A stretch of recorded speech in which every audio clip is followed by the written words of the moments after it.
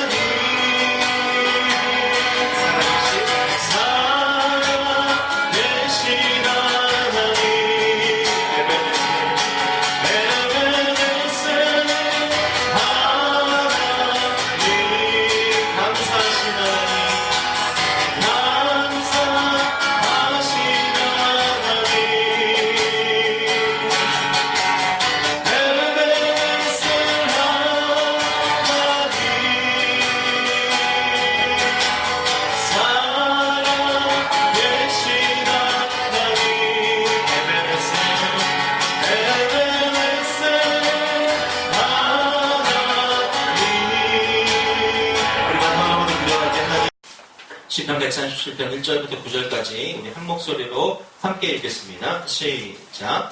우리가 바벨론의 여러 강변 거기에 앉아서 시온을 기억하며 울었도다.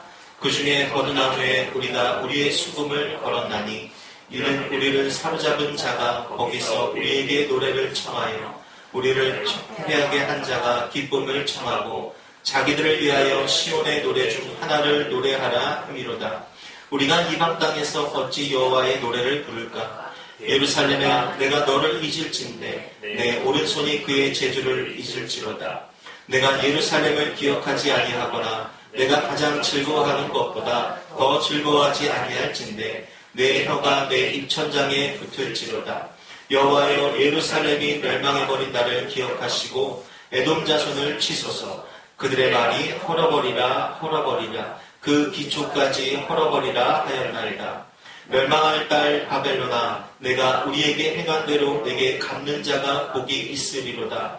내 어린 것들을 바위에 내어치는 자는 복이 있으리로다. 아멘. 할렐루야. 성군의 응신 예배 가운데 오신 여러분 예수 이름 환영하고 축복합니다. 네, 매년 성군 응신 예배를 드리는 인원수가 많이 한국교회에 줄어가고 있다고 합니다. 이제 그만큼 하나님 앞에서 또 새해를 맞는 것보다 세상의 즐거움들이 많아졌기에 또 그것에 마음을 많이 뺏기는 성도들이 있는 것 같습니다. 그럼에도 불구하고 또 늦은 시간에 하나님 앞에 시간 들이러 온 여러분 반드시 하나님께서 기억하시고 여러분들의 삶 가운데 보상하실 줄 믿습니다. 또한 참석하지 못한 성도들 기억하시고 여러분 그들을 위해서도 꼭 기도해주는 삶이 되길 바랍니다. 한국교회에 잘 알려진 이 조지 바나가 쓴 이 책이 있습니다. 바로 주전자 속의 개구리라는 책입니다. 아마 한 번쯤 들어보셨을 겁니다. 그 책의 앞부분을 보면요. 개구리 한 마리를 잡아서 뜨거운 물 속에 넣는 실험을 합니다. 그런데 이 개구리 한 마리를요. 팔팔 끓는 물에 넣으면은 뜨거우니까 바로 살겠다고 뛰쳐나온다고 합니다. 죽지 않는데요. 그런데 아무런 위협도 느끼지 않을 만큼 적절한 미지근한 물에다가 개구리를 담궈 놓고요. 불을 올려서 서서히 불을 뜨겁게 하면 이 개구리는요. 거기서 튀어나오지 않고 그 온도를 점점 적응해 나간다고 합니다. 그래서 결국에는 물이 팔팔 끓을 때까지 그 안에서 앉아 있어가지고 결국 익어서 죽는 그런 상황을 맞게 된다고 합니다.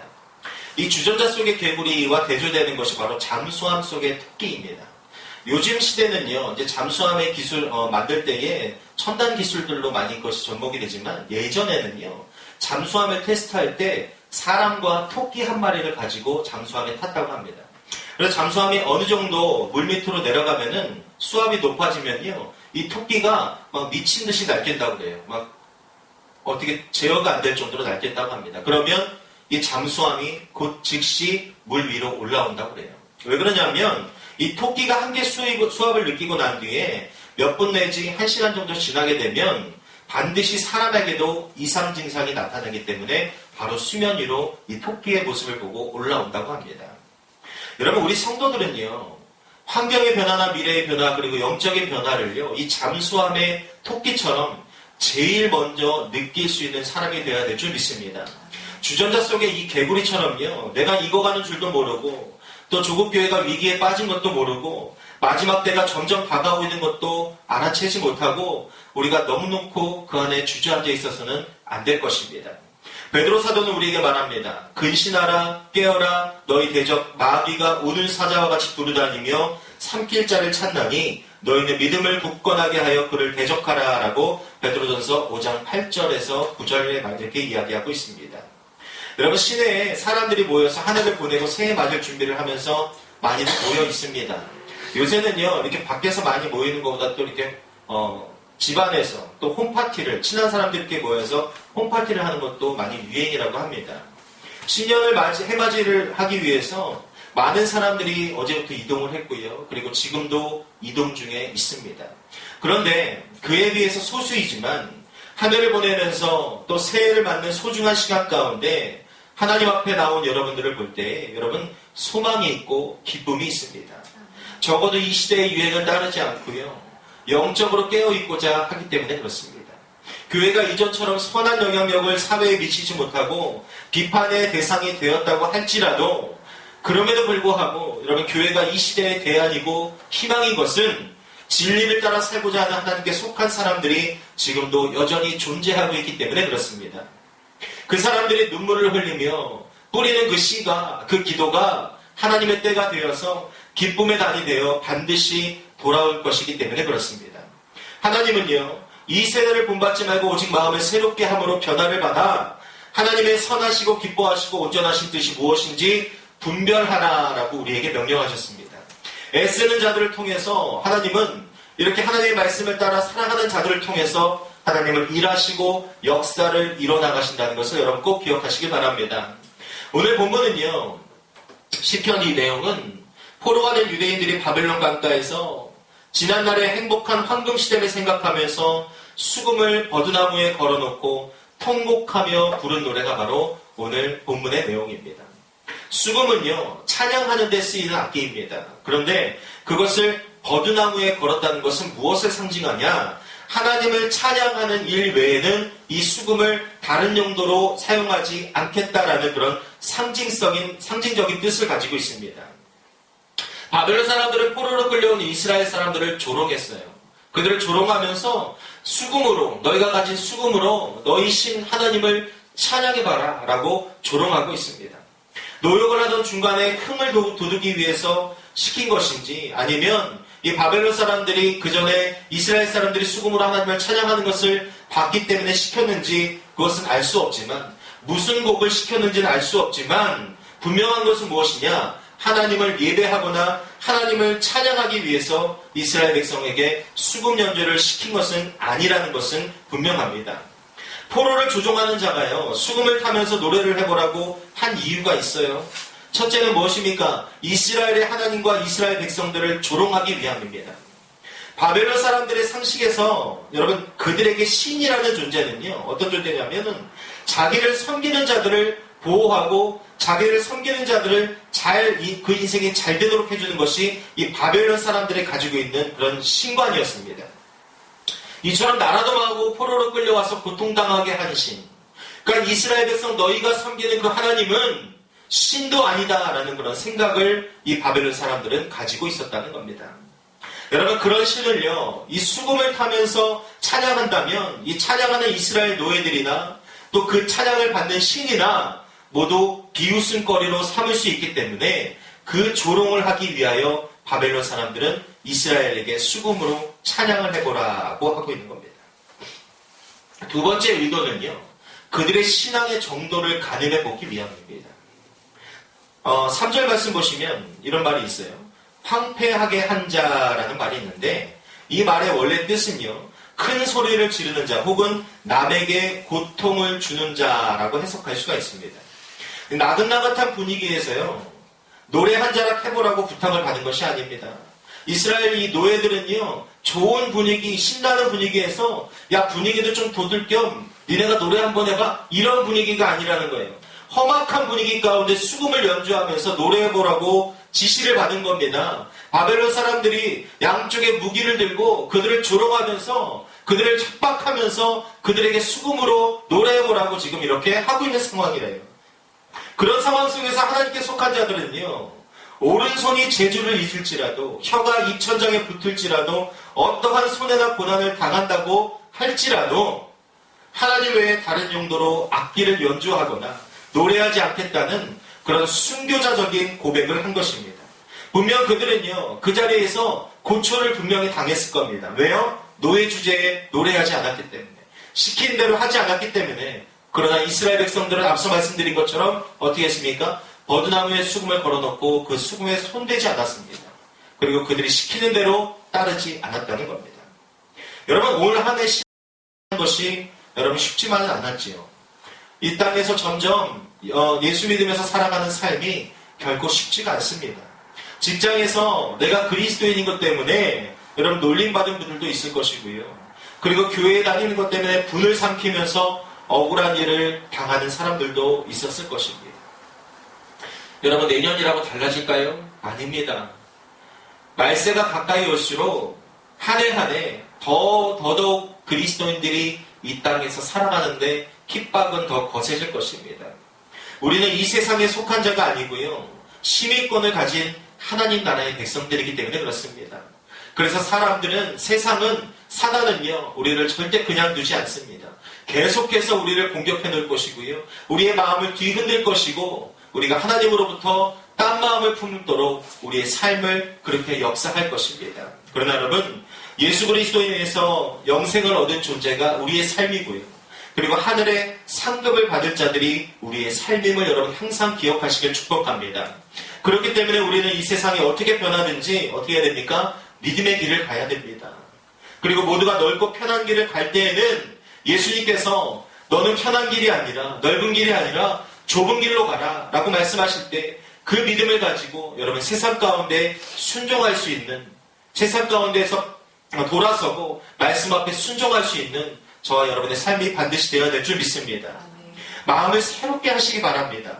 이제 새해를 맞는 우리에게 여러분 하나님께서는 마음을 새롭게 하시길 원하십니다.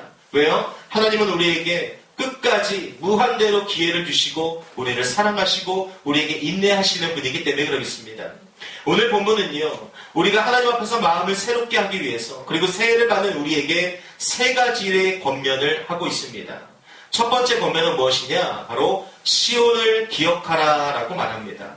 1절 말씀 함께 같이 보겠습니다. 시작. 우리가 바벨론의 여러 강변의 거기에 앉아서 시온을 기억하며 울었도다. 아멘. 포로의 신사를 슬퍼하던 이 시인은요, 지난날 평화롭던 그 시절들을 회상하면서 하나님 앞에서 울고 있습니다. 과거 예루살렘에서 하나님께 경건하게 예배하며 하나님의 은혜를 누렸던 그때를 기억하고 있는 겁니다. 힘들고 어려울 때일수록 여러분, 우리에게 반드시 생각의 전환이 필요합니다. 힘들고 어려운 상황들을 여러분 그것만을 바라보면서 그 힘들고 어려운 상황들을 내 안에서 계속 묵상하는 여러분 그 삶은 절대로 안 됩니다. 그것에 마음을 빼앗겨서는 안 된다는 겁니다. 그렇지 않으면 여러분 불행했던 것 때문에 우리가 불행한 것들을 생각하고 묵상하게 되면 우리의 삶 가운데 계속 불행한 마음과 불행한 일들이 반복해서 일어날 수밖에 없습니다. 잃은 것에 마음을 뺏기면요 어떻게 됩니까? 계속해서 잃게 됩니다. 마음 때문에 계속 미워하게 되고요, 실패한 것 때문에 앞으로도 계속 실패할 수밖에 없는 인생을 살아가게 된다는 겁니다. 여러분, 우리 생애 최고의 해라는 그런 영화가 있습니다. 우리 생애 최고의 해. 2차 대전 중에 러셀이라는 이 공수부 부대원이요, 전투에 나갔다가 포탄에 맞아서 두 팔을 잃고 불구자가 되는 내용입니다. 그는 극심한 좌절에 빠졌어요. 정상인이 하루아침에 양쪽 팔을 다 잃었으니 얼마나 좌절 가운데 빠졌겠습니까? 그는 이렇게 생각했습니다. 나는 이제 쓸모없는 하나의 고깃덩어리에 불과하구나 라고 좌절에 빠졌습니다. 그런 가운데 여러분, 그에게 감사하게도 차츰차츰 깨달음이 다가왔다고 합니다. 잃은 것보다 가진 것이 더 많다. 내가 지금까지 슬퍼했고 좌절했던 인생보다 내 인생의 기쁨이 더 많았다라는 그런 기억을 하게 됐다고 그래요. 의사는요, 그에게 의수를 만들어 주었고 그것으로 러셀은 다시 힘을 얻고 글을 쓰고 타이프도 치기 시작했다고 합니다. 그의 이 실제 이야기는요, 영화화 되었어요. 영화가 되었는데 이 러셀이라는 이 주인공이요, 이 영화에 직접 출연을 했고요. 그리고 이 영화에서 정성을 다해 혼신을 다해 연기를 했다고 합니다. 그리고 그는요 아카데미 주연상을 받게 되는 영광을 누립니다. 그것뿐만이 아닙니다. 그리고 이 사람은 그 받은 상금과 모든 혜택들을 자기와 똑같이 전쟁에서 다친 그 상위 용사들에게 전액을 다 기부하는 그런 삶을 살았다고 합니다. 어느 날 그에게 어떤 기자가 이렇게 물었대요. 당신의 신체적인 조건이 당신을 절망케 하지는 않았습니까? 라고 물었다고 합니다. 그러자 그는 이렇게 대답했다고 합니다. 잘 들어보십시오. 아닙니다. 나의 육체적인 장애는 내게 도리어 가장 큰 축복이 되었습니다. 나는 언제나 잃어버린 것을 계산한 것이 아니라 남아 있는 것을 생각하고 하나님께 감사하며 남은 것을 사용할 때 잃은 것의 10배를 보상받았습니다. 라는 고백을 했다고 합니다. 여러분들 잘 알다시피 제가 한쪽 눈이 잘 안 보이잖아요. 근데 얼마 전에 저희 선배 목사님이 수원에서 저희 교회를 찾아오셨어요. 학교 다닐 때 항상 밥도 같이 먹고 친했던 목사님인데 이제 거리가 멀어서 와보질 못했습니다. 그래서 미안한 마음에 이제 찾아온 거예요. 그런데 그 목사님이요, 한 15년 전에 이제 교통사고를 덤프트럭에, 자전거 타고 하던 덤프트럭에 치여가지고 이제 한쪽 눈이 빠지는 그런 사고를 당하게 됩니다. 그래서 그분이 어떻게 됐냐면은 이 본인 이 안구가 아니라 인공 안구를 끼고 살아가시는 분이에요. 동지를 만났잖아요. 그래서 그 목사님께 밥 먹으면서 목사님 눈 때문에 참 힘들어 죽겠습니다. 이게 좌우 밑에 위가 잘 안 보이니까 맨날 부딪히고 다니고 정말 맨날 발바닥에 뭐 찔리고 정말 힘들어요. 이렇게 얘기했더니 그 목사님께서 뭐라고 하시냐면 그래도 목사님은 눈이 얼지는 않잖아요. 그러는 거예요. 무슨 말이네요. 이게 진짜 안구가 아니니까 온도가 없으니까 겨울이 되면 언대요. 이게 얼어가지고 이 깜빡이 안 되는 거예요. 이 깜빡이. 그래서 자기는 그 생활을 적응하는데 7년이라는 시간이 걸렸대요. 저는 2016년에 이 일을 당했거든요. 그러니까 3년밖에 안 된 거예요. 그 목사님 말을 듣고 그동안 불평하고 힘들어했던 내 모습이 얼마나 부끄러웠는지 그래 내 눈은 그래도 얼지는 않는구나. 이게 정말 힘이 되더라고요. 여러분 올해요. 기쁜 일도 많았지만 힘든 일도 많았죠. 그렇죠? 참 한 해 살아내시냐고 수고 많으셨습니다. 지금 여러분이 한 해를 돌아볼 때 여러분 행복했던 때가 생각나십니까? 아니면 여러분 힘들었던 때가 생각나십니까? 여러분 혹 힘든 일이 먼저 떠오를지라도요. 지금 이곳에 있게 하신 하나님의 은혜를 생각하면서 마음을 돌리시기 바랍니다. 오늘 우리의 현실이요. 포로로 잡혀와서 바벨론 강병과 같이 바벨론 강변에 앉아서 자신을 한탄하며 옛 일을 기억하고 옛날을 회상하는 여러분 이런 삶을 살지라도 여러분 항상 시온을 생각하시기 바랍니다. 무슨 말입니까? 하나님께서 내뿜어 주셨던 그 은혜를 생각하라는 겁니다. 하나님께서 보호하시고 인도하시고 응답하시고 위로하셨던 그때 나의 삶 가운데 보잘것없고 부족했던 나의 삶 가운데 나를 이만큼 인도하셨고 위기 가운데 건져주셨고 또 피할 길들 열어주시고 사람들 공급하여 있어서 또 날 돕게 하셨던 그 하나님의 은혜를 여러분 기억할 수 있는 인생 되시기 바랍니다. 시온의 하나님이요 바로 우리의 살아계신 그 하나님임을 여러분 굳게 믿을 수 있는 저와 여러분의 삶이 되길 바랍니다.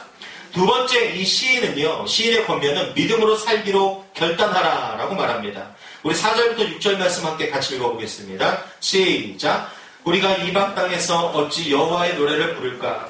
예루살렘아 내가 너를 잊을진대 내 오른손이 그의 재주를 잊을지로다. 내가 예루살렘을 기억하지 아니하거나 내가 가장 즐거워하는 것보다 더 즐거워하지 아니할진대 내 혀가 내 입천장에 붙을지로다. 아멘. 시인의 결단의 고백입니다. 그리고 하나님의 이름이 망령되이 일컬어질 수 없다는 시인의 그런 고백과 결연한 의지가 나와 있습니다. 하나님의 거룩함이 훼손당하고 하나님의 백성이 조롱당하는 것을 뻔히 알면서도 어찌 연주할 수 있고 노래 부를 수 있겠냐는 겁니다. 차라리 재주를 내가 잃어버리더라도 내가 수금을 타는 노래할 수 있는 재주를 잃어버릴지라도 노래를 다시는 부르지 못하게 될지라도 절대로 하나님을 조롱하는 그 일에 동참할 수 없다라는 결의에 찬 시인의 고백입니다.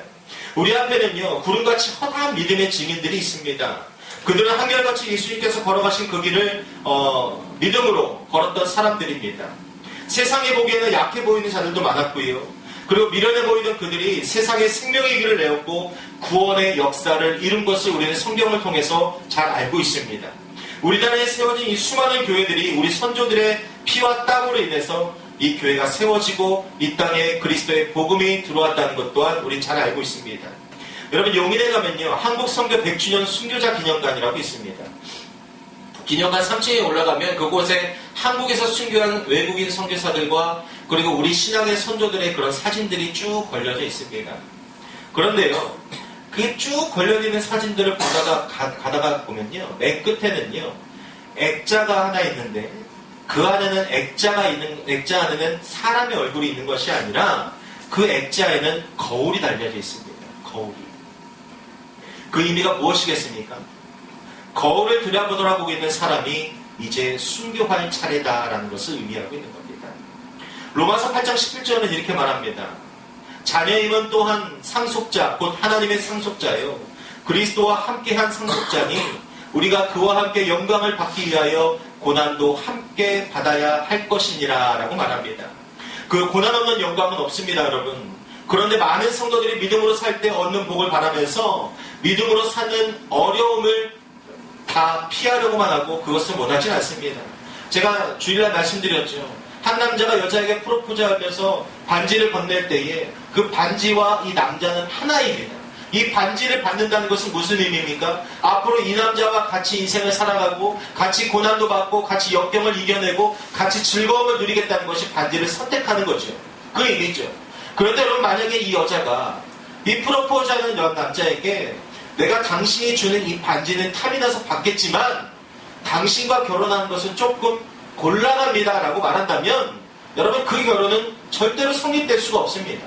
그 결혼은 절대로 인정될 수가 없어요. 그 남자는 그 프로포즈가 무효라고 생각할 겁니다. 여러분, 예수 믿어 구원 얻어 하나님의 나라에 가게 되었다는 것, 여러분, 이것만으로 인해서 만족하고 안심하며 사는 인생, 여러분, 예수님을 영접했다는 것이 무엇입니까? 여러분, 그 의미를 우리가 정확하게 알아야 됩니다. 예수님을 영접했다는 것은요, 예수님이 나의 구원자요 나의 왕이신 것을 인정한다는 것이고, 그 인정은 예수님을 영접한 이후의 삶은 내가 사는 것이 아니라 내 안에 그리스도께서 사시고 그분을 왕으로 모시고 내가 순종하며 살아가겠다는 결단이 있는 것. 여러분, 이것이 바로 예수 믿는 것이고 예수 믿는 사람의 삶입니다. 예수 믿는 것은요, 이런 것이 아니에요. 믿음으로 산다는 것은 단지 일주일에 한 번 교회에 나와가지고 예배 드리는 것이 전부가 아닙니다. 삶의 변화가 있어야 된다는 겁니다. 예수님 때문에, 십자가 때문에 내 삶이 변하는 거죠.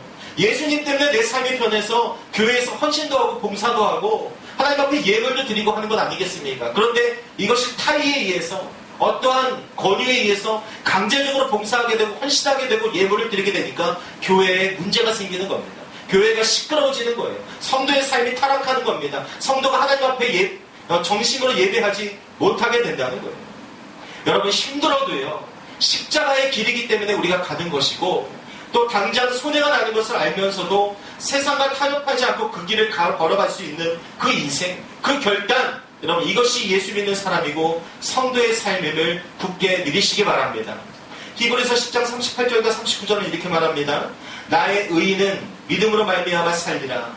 또한 뒤로 물러가면 내 마음이 그를 기뻐하지 아니하리라 하셨느니라. 우리는 뒤로 물러가 멸망할 자가 아니요 오직 영혼을 구원함에 이르는 믿음을 가진 자니라 라고 말합니다. 여러분, 그렇습니다. 우리는요, 믿음으로 사는 사람들입니다. 뒤로 절대로 물러설 수도 후퇴할 수도 더 이상 망가질 수도 없는 존재입니다. 우리가 믿음을 버리고 세상과 타협하면서 뒤로 물러선다면 여러분, 우리는요, 복음을 버리는 것이고, 그리고 복음을 값싼 것으로 만드는 것이고, 또 하나님의 영광을 훼손하는 삶을 살게 되는 것입니다. 여러분, 올 한 해 어떻게 사셨습니까? 여러분, 예수 그리스도께로 나아오시기 바랍니다. 다시 십자가를 붙드는 인생을 살아보시기 바랍니다. 예수 그리스도의 보혈을 의지해서 회개하고 결단하시길 바라요. 여러분, 인생 살아보셨지요? 사람 믿을 존재 안 됩니다. 사람은 사랑할 존재입니다. 사람은 아껴야 될 존재예요.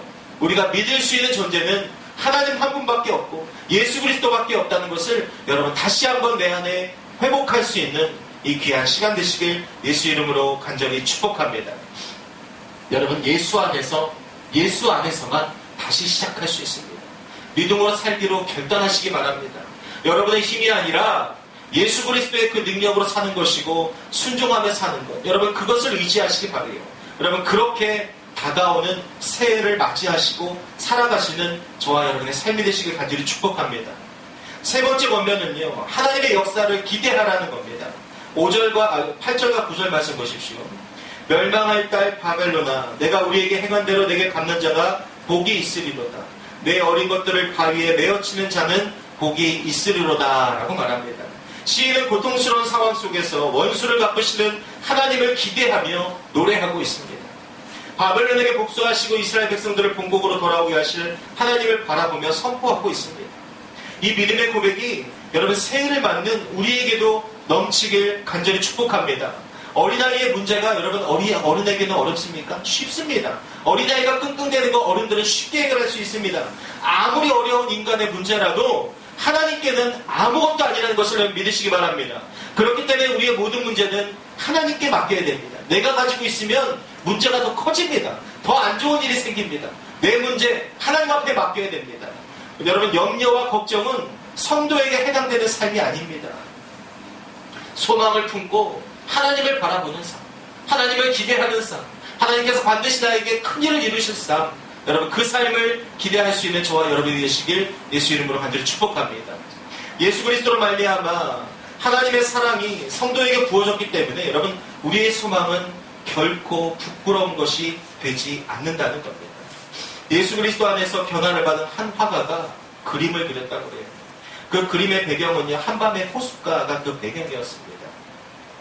한 사람이 조그만 배로 호수를 가로질러 가고 있었고요. 또 배 옆으로는 큰 파도가 일고 있는 그런 장면이 그려져 있어요. 그리고 그림의 전체 화면은 매우 어두웠습니다.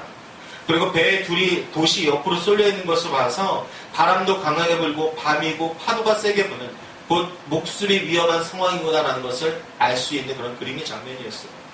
그런데 별 하나가 그 까만 배경에 별 하나가 그려져 있는데 이 배를 타고 있는 사람이 그 별을 주목하고 있는 그 그림의 모습이 있습니다.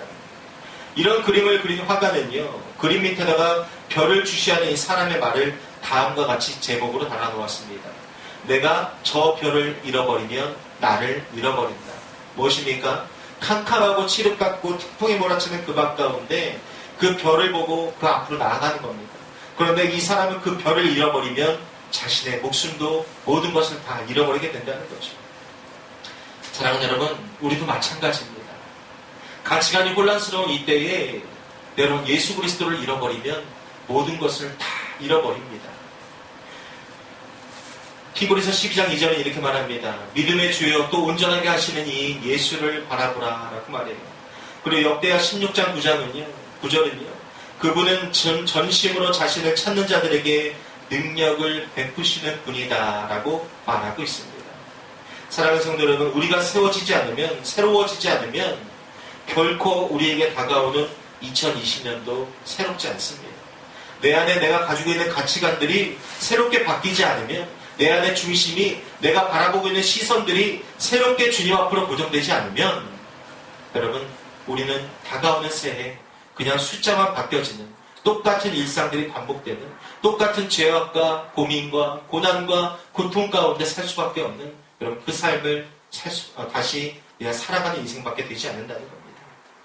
하나님의 올 한 해 베풀어 주신 은혜를 기억하면서 여러분 2020년도 오직 선하신 하나님을 기대하며 오직 믿음으로 살 수 있는 저와 여러분의 삶이 되시길 예수 이름으로 간절히 축복합니다. 여러분 내 안에 있는 상처들, 내 안에 있는 아픔들, 내 안에 있는 고난과 고통들 하나님께 맡기십시오. 사람과 세상의 물질과 세상의 그 어떤 것도 내 마음을 씻어줄 수가 없고 치료할 수 없고 위로할 수 없습니다. 하나님만이 나의 위로자 되시고 하나님만이 나를 치료할 수 있고 하나님만이 나를 세울 수 있음을 여러분 반드시 마음 가운데 깊이 새기시길 예수 이름으로 간절히 축복합니다.